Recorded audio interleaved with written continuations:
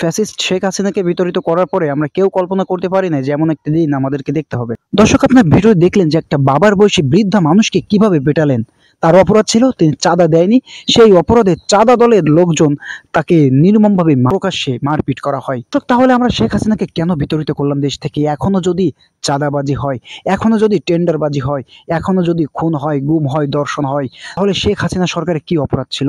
এই অপরাধের জন্য তো আমরা শেখ হাসিনাকে দেশ থেকে বিতরিত করতে বাধ্য হয়েছিলাম। এখনো তো দেশে প্রকাশ্যে চাঁদাবাজি হচ্ছে, খুন হচ্ছে, ধর্ষণ হচ্ছে, গুম হচ্ছে।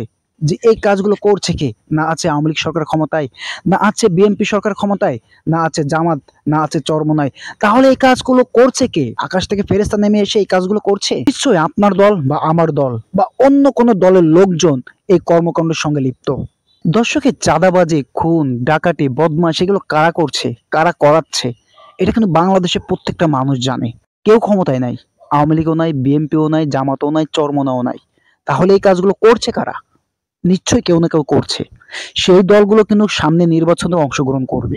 এখন যে চাঁদাবাজিগুলো হচ্ছে, এখন যে টেন্ডারবাজিগুলো হচ্ছে, এগুলো কিন্তু অঘোষিত।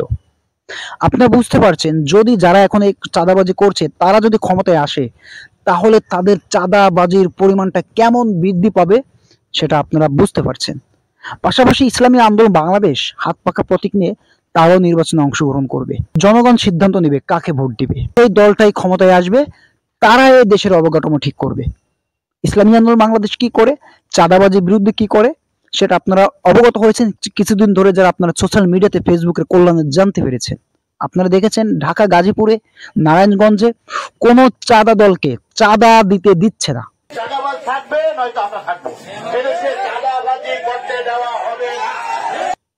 যা ইসলামী আন্দোলন বাংলাদেশের নেতৃবৃন্দের জন্য অন্যান্য যে চাঁদা দলের নেতৃবৃন্দরা রয়েছে, তারা চাঁদা আদায় করতে না পেরে বিভিন্ন সময় ইসলামী আন্দোলন বাংলাদেশের নেতৃবৃন্দকে যুবলীগ সাজিয়ে হামলা মামলার বিভিন্ন অপচেষ্টা চালানো হচ্ছে। প্রত্যেকে আপনারা এই ঘটনাগুলো দেখেছেন। আপনারা সিদ্ধান্ত নেবেন আগামীর বাংলাদেশের জন্য কাকে চান। মনে রাখবেন, নিজেদের ভাগ্যের চাকা নিজেদেরকেই ঘোরাতে হয়, কেউ ঘোরায় দিবে না। আমরা যাকে চাইবো ঠিক তারাই ক্ষমতায় আসবে এবং তারাই দেশের অবকাঠামো ঠিক করবে। সবাই ভালো থাকবেন, সুস্থ থাকবেন। দেখা হচ্ছে নতুন কোনো ভিডিও নিয়ে। আসসালামু আলাইকুম রহমতুল্লাহ।